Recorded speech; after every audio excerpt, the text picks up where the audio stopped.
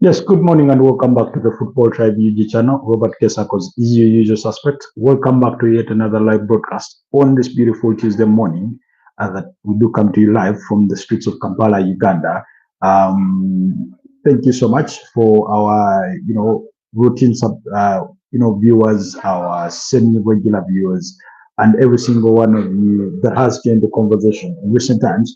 Um, and welcome back from a beautiful night of the Ballon, beautiful night where PSG lost by goal to nil against Olympic Marseille. Napoli escaping Pisa in a spectacular game in the Italian Serie A, and things in that regard. So, join me as we discuss that this morning. Apologies, just having our audios tested, making sure everything does check out before we proceed any further. And this morning, I will be looking at, Spain's media bias that cost Raphinha a Ballon d'Or podium finish. I mean, because for me, that's how I concluded it.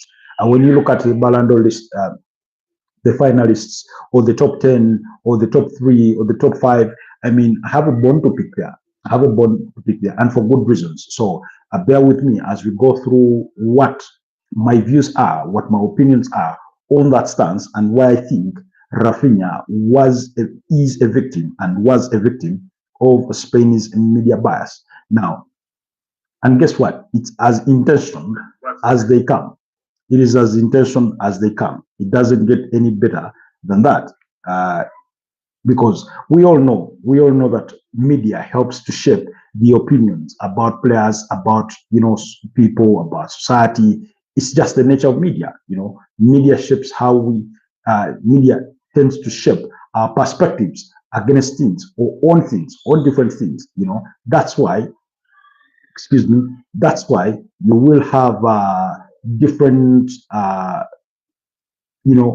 groups or entities are trying to influence certain media narratives, to drive a point, because they know that those narratives that they sponsor, that they drive, have an impact on the overall opinion or outlook of people. For example, we know how the media constantly shaped Luis Suarez. While he was arguably one of the best players there was, constantly when written about, he was written about as this sort of violent player that or character in the game that was really, really hard to stand with. It's not to say that he wasn't without his shenanigans, but overall, I mean, he was a 10 out of 10 kind of player, really. Maybe the one that you take off of him is the incidents where, he bite people, and that's while that is within his own character. And perhaps for the African continent, people go back to memories of 2010, the World Cup, when he handled that ball that was destined for the back of the net in the quarterfinals, I think, when Ghana were up against Uruguay, and Ghana ended up being knocked out. So beyond that, the point I'm trying to drive home is that media helps to shape the narrative about players, about our overall, our overall thinking or perception about the game. It's just what it is. It's the honest bit. There's no way around. So yesterday, we know that Ousmane Dembele won the Ballon d'Or, and congratulations to Ousmane Dembele, well deserved. I mean, I do not think there was a more deserving candidate on the night than Ousmane Dembele. There was no more deserving candidate on the night than Ousmane Dembele. Again, for me, my assessment for this is simple. The numbers spoke for himself. Sorry, the numbers spoke for themselves vis-a-vis the overall contribution, what it meant to the team in regards to what they were able to win. I mean, that is the same argument I was making for a player like Nuno Mendes. If you were to win the Ballon d'Or, I'd have no qualms whatsoever, because his performances on the pitch had led him to just that. We will be rewarding that football excellence for what it was.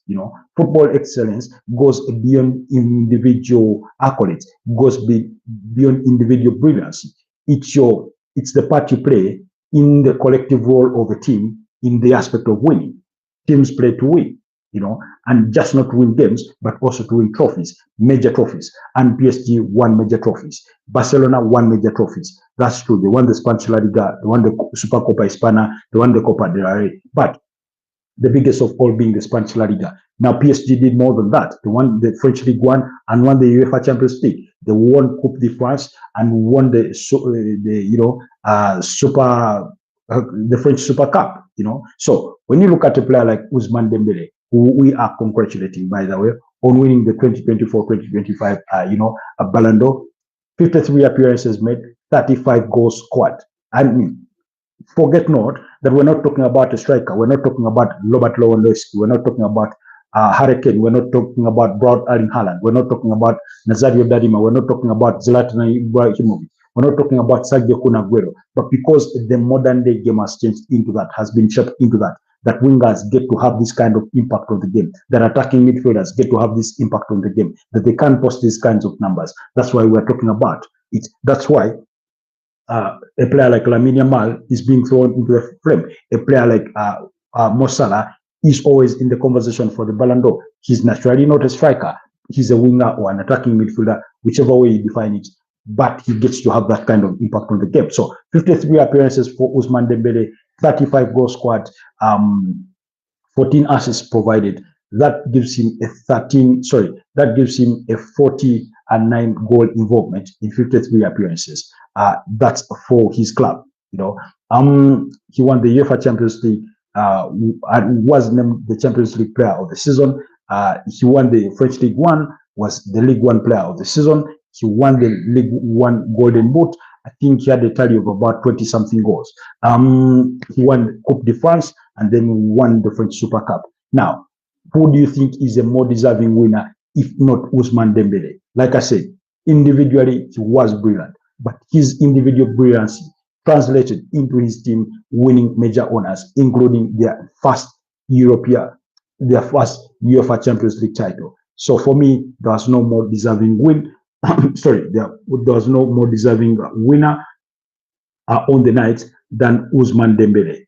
It doesn't matter whichever way you want to slice it, who you would have been rooting for on the night leading up to all this. For me, he was the most deserving candidate on the night that deserved to win this accolade. And I'm really, really happy for him that he gets to win it for the first time, of course, in his career, and things like that. So congratulations to the French superstar for winning the Ballon d'Or. I mean, we all remember Ousmane Dembele leaving Borussia Dortmund as a very, very brilliant player to go join Barcelona, where things overall did not happen for him. Then fast forward, July 2023, joins PSG in a 50 million euro deal. You all remember Luis Enrique had just joined PSG as a new manager over there, replacing, I think, then what? Was it a departed Jose Mourinho? Sorry, Mauricio Pochettino, who had left to join Chelsea. Was it? No, I think it was Christopher Galatia, yes, that he was replacing, who had handled them for one season and then he left. So, anyways, because when you look at that, and he brings him, there's sort of a rebirth of Ousmane Dembele. There's a rebirth of it was a rebirth of Ousmane Dembele. That's what we've seen of Ousmane Dembele at PSG. Yes, because Luis Enrique comes in replacing Christopher Galatia, who had replaced Mauricio Pochettino. So, I mean, excuse me.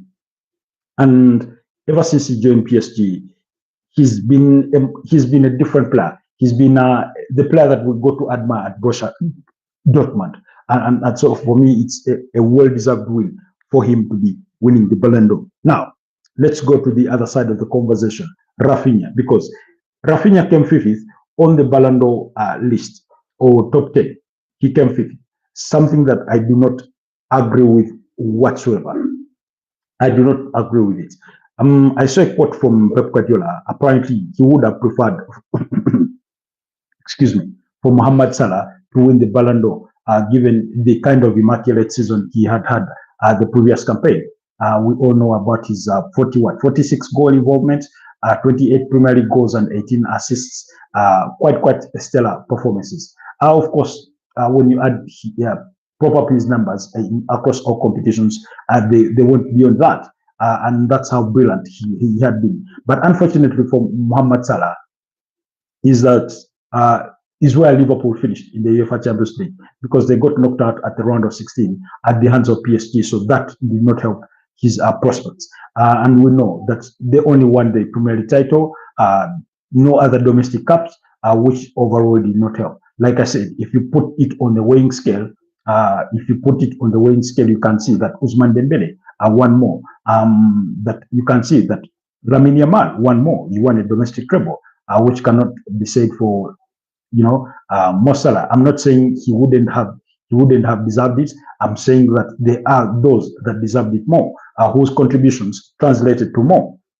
Now, particularly where I want to disagree is the bias on the Spanish media that led to Raphinha's 50th place finish. Like I said in the preamble of this video, is that we know that media helps to shape public opinion. It helps to shape public opinion. How many times have you watched a game in the aftermath of it, and then your biases or your opinions about how the game went was shaped by the commentary done by those that are the leading voices in the media, whether they are being objective or not?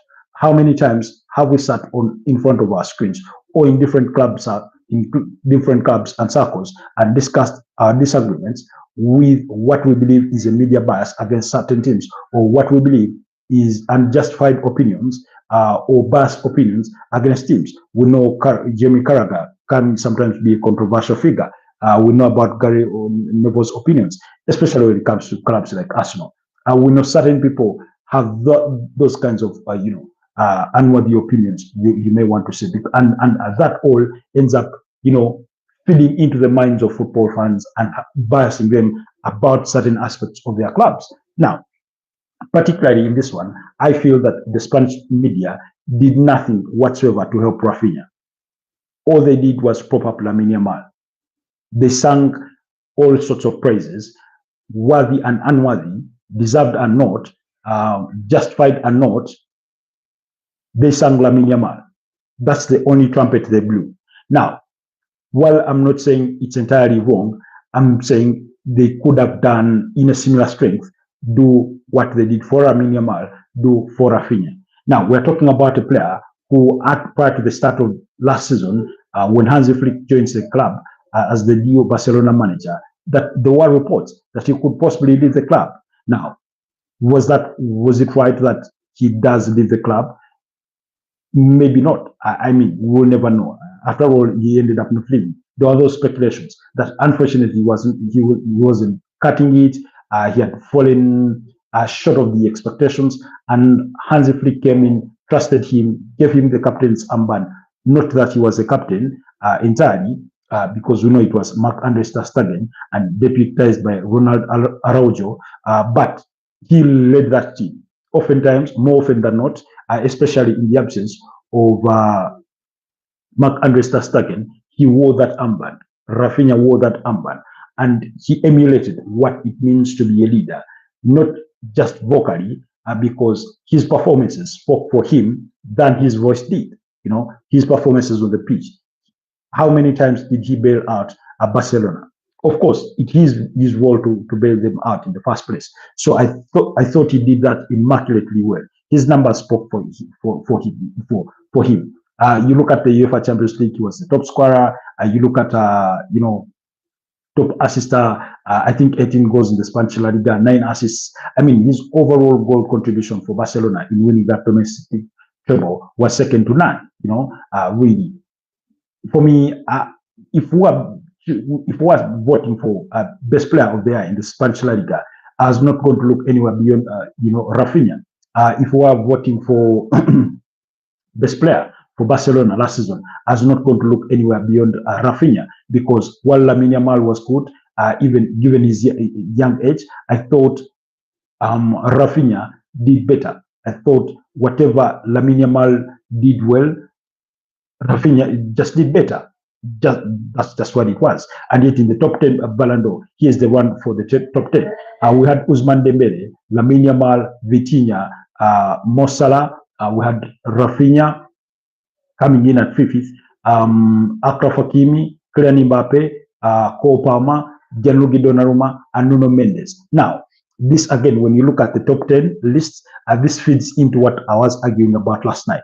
I was telling you guys that when it comes to modern day football, we praise the statistics more than the individual quality of players. We are so sold on, provided an assist, scored a goal, as if that is what the game is all about. We no longer care about the aspect of the defending. So, for example, tell me why Nuno Mendes is 10th on this list behind Cole Palmer.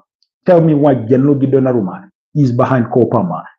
Tell me why those two who won, the French Cup, Coupe de France, French League One, and the UEFA Champions League, and also reached the finals of the FIFA Club World Cup. Tell me why they are behind Kylian Mbappe. Just tell me why. Just tell me why. In a season where Real Madrid won nothing. Now, maybe for Cole Palmer, I would sort of, in a way, I'd want to square it and say, okay, he helped Chelsea win the UEFA Conference League, and then he helped Chelsea beat up against PSG in the final to win the FIFA Club World Cup. Okay, argument good. But tell me why they are behind Kylian Mbappe. Yes, Kylian Mbappe scored many goals in his debut campaign with Real Madrid, but what did they translate to? How many times did they get walloped by Barcelona? 4-3, 3-2, 5-2 was it in the Supercopa Hispana, really? And then Copa del Rey final, beating them by what? 3-2. Tell me why. Because we have made the game the perception of awarding people or awarding individual excellence, and which translates into team excellence. We've tied that to goals and assists. Goals and assists are the order of the day. Yes, without a goal, you do not win a game. That's true. But let's not forget that every member of a particular team plays a given role. Some people excel at their roles more than others. That's true. That's just what it is. That, for example, you could have a day where your strikers or your forward players, their performance transcend those of their defenders. For example, on a day when you win 4-3, it is justifiable that your attacking forwards did better than your defense. On a day when you win by 0-0, it could be that your defenders have outperformed your attackers. That's just how it is. On a day that you get a 3-0 victory, it could be that your midfielders were the performers of the day. They created all the special moments, because winning is not all about striker scoring, because sometimes you win with midfielders scoring, with defenders scoring.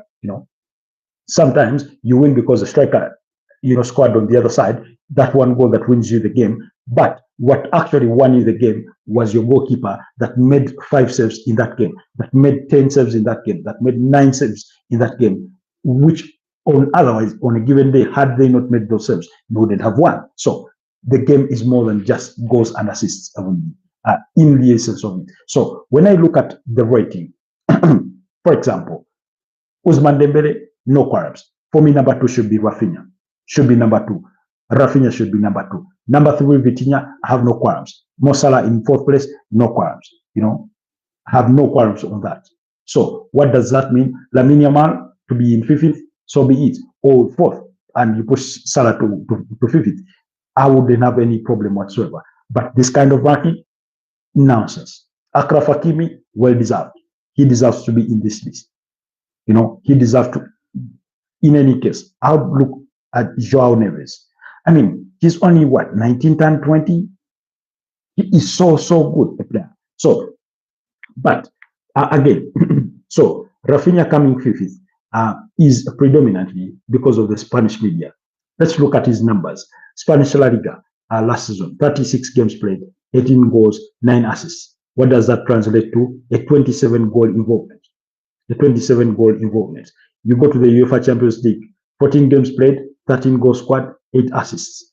What does that translate to? 21 goal involvement in 14 games. Tell me who has had that kind of stellar performance across a Champions League campaign if it had not been gone the days by of Cristiano Ronaldo competing with peak Messi. In any case, when you look at their goals and assists, when you look at his goals and assists combined, I think they even beat at the very best of those two. He beat those two. So then you go to basically those are the major tournaments that counted. So overall, you have 30, about 31 goals, and then you have about 17 assists in the Spanish La Liga and UEFA Champions League alone. So his numbers were simply immaculate. And his numbers were not just individual numbers. They translated into Barcelona winning the domestic treble, Supercopa Hispana, Copa del Rey, on both occasions beating up against Real Madrid, went and beat up against Real Madrid in the league. I think it was home and away, and they won the La Liga title. That's what he translated to. And yet somehow, for some reason, he is being ranked 5th. So for me, that was the robbery of the night when it came to these accolades, when it came to the accolades of the Ballon d'Or on the night, So that's just my view. That's my opinion on that. I feel that the reason as to why it ended up with the tally that it ended up with is particularly because Raphinha did not get the sort of publicity that the Spanish media afforded Lamine Yamal.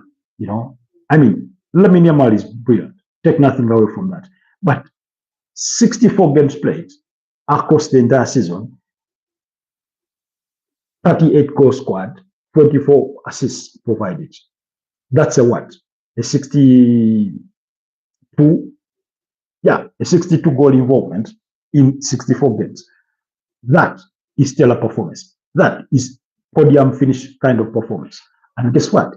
He wasn't on the podium. He did not finish in the top 3 because who took the top 3 places? Lamine Yamal, Vitinha. Like I said, I do not disagree with Vitinha. My disagreement is with Lamine Yamal. Now, and then the Lamine Yamal apologists or advocates or fans that they deserve. Now, that's as biased as opinions come. Of course, we all want our own to be the ones that win it at the end of the day. But if you're being objective enough, then you would urge otherwise. Then apparently, there is something that if Raphinha wins the Ballon d'Or, Barcelona would have had to pay Leeds United 25 million euros as part of his contract release clause. Could this speak to the media blockade or bias or Raphinha? Because if you're Barcelona, would you rather pay 1 million euros in sponsored publicity for Lamine Yamal or bias on Raphinha and avoid paying the 25 million euros to Leeds? I would definitely do it. I'd definitely do it on the business sense of things. Like I said, you have to look at this with a sense of objectivity to know that it was a joke. It is an absolute joke that Raphinha, with all those numbers, he finished that, top scorer, top assister in the UEFA Champions League, won the La Liga, Copa del Rey, Spanish Super Cup, La Liga Player of the Season. He just won it all that there was to win by the UEFA Champions League. And even in the UEFA Champions League, let's not forget they reached the semi-finals. And he was still excellent. He was still excellent player. So yeah. So for me, I feel it was it was very, very biased. Pep Guardiola apparently said, football is about intelligence, courage, and impact in the biggest moments. Last season, no player has shown that more consistently than Raphinha. If the Ballon d'Or is truly for the best, then it belongs to him. Apparently, that's a quote from Pep Guardiola. I do not know if to be gospel truth that he actually said that, but that's a quote I picked up online, But even if he had said that, I would really, really understand. Aitana Bonatti, this one, he said the Ballon d'Or went to Dembele, and he is a great player. There were also Raphinha and Lamine, who are great players too. But we need to talk more about Pedri. Okay, Pedri had a brilliant season. Brilliant season. But for me, if you want to bring the conversation of Pedri, let's rank it. Again, Raphinha voted La Liga Player of the Season, the same league in which Pedri plays. But like I said, it's a team sport. Raphinha can't excel without Pedri. He can't excel without Lamine Yamal. It's a team sport. At the end of the day, it's your individual brilliancy that has to contribute to the team's brilliance at the end of the day. Like I said, some players excel in their roles better than others. And I thought Raphinha last season was excellent. Lamine Yamal was an improvement of what he had been the previous season. Pedri was very good. Very, very good. But Raphinha, excellent. So that's how I'd put it. I'd go Raphinha, Pedri, Lamine Yamal. Because by the age of the things that he's able to do at what he is doing at, which is very good, he was essentially improving on himself what he had been the previous season. And Raphinha just blew that out of the water. It's the case of having two brilliant goalkeepers come up in the same era. Oliver Kahn and Jens Lehmann for Germany, Manuel Neuer and Andres Ter Stegen. You just know that Neuer is better than Ter Stegen. It doesn't make Ter Stegen less of a good, goalkeeper. Same can be said for Oliver Kahn versus Jens Lehmann. It's just what it is. It's just what it is. But for me, I believe that media sort of bias is what cost Raphinha a podium finish on the night. A podium finish on the night. A brilliant night of football, players getting awarded and things like that. It just felt right. It just felt right in every aspect, in whichever way you want to look at it. There were many other winners, including Aitana winning for the third consecutive time the women's Ballon d'Or accolade. Then Arsenal women's team winning the team of the year, female team of the year, and then PSG winning the male team of the year. Of course, the accolade was handed over to OUSMANE Dembele by a person who won it back in 2005, Ronaldinho Gaucho de Assis Moreira. I mean, what an incredible season he brilliant player he was, and excellence. It was really excellence, rewarding excellence. So then the Gerd Müller trophy was won by Arsenal's Victor Gyökeres. That's for best striker, in Europe. Then the Johan Cruyff accolade, that's for the best manager of the season, was won by PSG's Luis Enrique. Then Gianluigi Donnarumma won goalkeeper of the season. Serena Wigman, the head coach for the Lionesses, won for the female, manager of the year, and things like that. So there were very, very many winners. Lamine Yamal won the Copa Trophy. That's for the young player of the year for the second time running. I mean, well deserved, I would say. But for me, those are my views on that side of the aisle of debate when it comes to the Ballon d'Or and things like that. So then quickly, let's move away from that and look at other things. Anyways, today fixtures do come up in the before we get yesterday PSG lost by a goal to nil against Olympique Marseille. Naif Agad scoring that only goal that turned out to be the match winner. Then Roberto Di Zerbi was given a red card on the touchline. Then Napoli beat up against Pisa by 3 goals to 2. They needed a late goal from Lorenzo Luca, the summer signing from Udinese, thanks to a Scott McTominay assist to win it for them. Spinazzola and Billy Gilmore were the others that had scored for Napoli, while Nzola as well as Loran did score what turned out to be mere consolations for Pisa, who are second from bottom on that Italian Serie A table, while Napoli lead the pile after a perfect start that saw them win 4-4. Anyways, away from all that, like I said, today football does return. In the Spanish La Liga, there's games to really look forward to at 8 p.m. and at 10:30 p.m. Athletic Bilbao will be up against Girona. Girona at bottom of the La Liga standings. Athletic Bilbao have not had a great start to their season.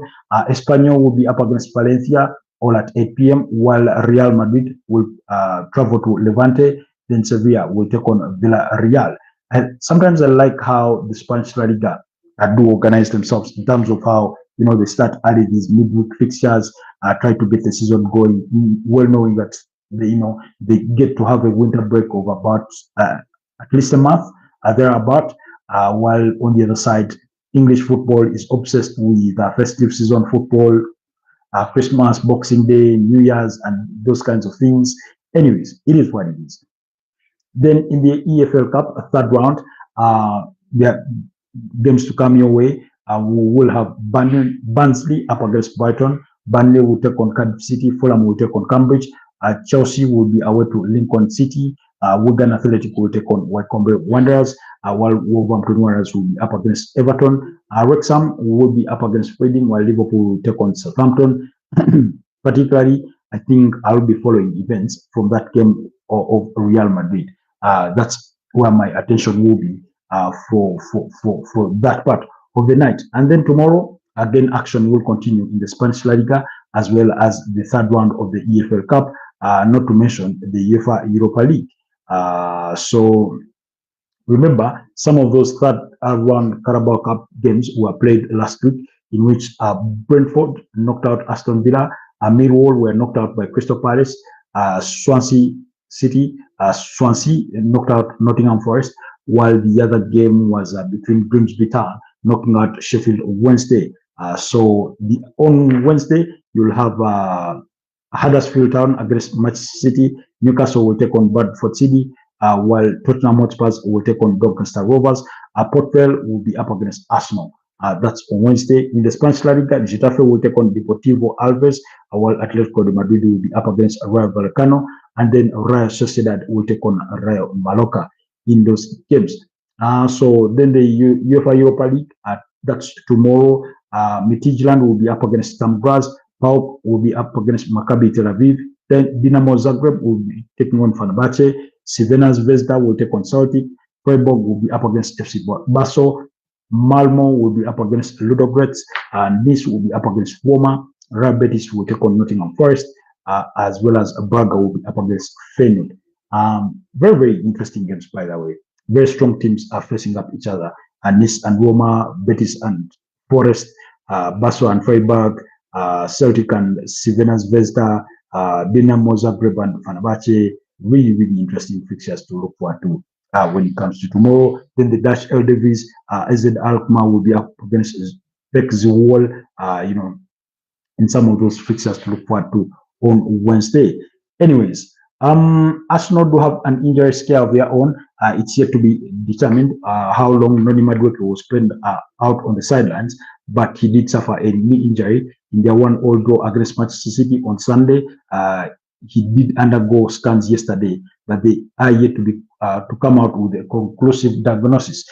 Could be a similar scenario with what we saw with Kai Havertz. Fears that he may have done his ACL, his anterior cruciate ligament, sort of wide of the mark at the moment, according to Ben Jacobs. So let's wait and see. But Arsenal fans, keep your fingers crossed, because at least every single every single match day this season, as far as the Premier League is concerned, you Arsenal end up with an injury. Kai Havertz on opening day, subsequent game, I think was against Leeds United. Bukayo Saka went out injured. Then the following game against Liverpool, you lost William Saliba. Then against Nottingham Forest, who was it? There was another player that got injured. Apparently, Pierre Hincap picked up an issue after the Bilbao game, after which he came on as a substitute, and things like that. So let's just wait and see how everything will transpire. But we'll do our very best to keep you abreast on that. Then Manchester United are shining brighter than we all think. I know we've criticized Manchester United, particularly the manager, for his ways, and he's not going to change his system and everything. But when you look at the data, when you read into the data deeper beyond just the face of the results, which sometimes we know that results are capable of papering over certain cracks or good performances, depending on what game you're assessing. Manchester United have posted some of the best numbers. Expected goals are really, really high on that list. Most shots on goal, I think they're one of the top 3 teams. So the data tends to communicate otherwise, or shows that there's something brighter to come out of Manchester United. And given when you look at the kinds of opponents that they faced in the opening 5 fixtures, being at home against Arsenal, then playing away to Manchester City, then it's not been that easy, really. It's not really been that easy. Being at home to Chelsea, a game they managed to win, and we know that more on paper, easier games than the ones they've started with will come. Same applies for Arsenal, who have a trip against Newcastle over the weekend. That should be coming. Manchester United will open the weekend against Brentford, so that is when they will return to action. Remember, they were knocked out of the EFL Cup at the hands of Grimsby Town.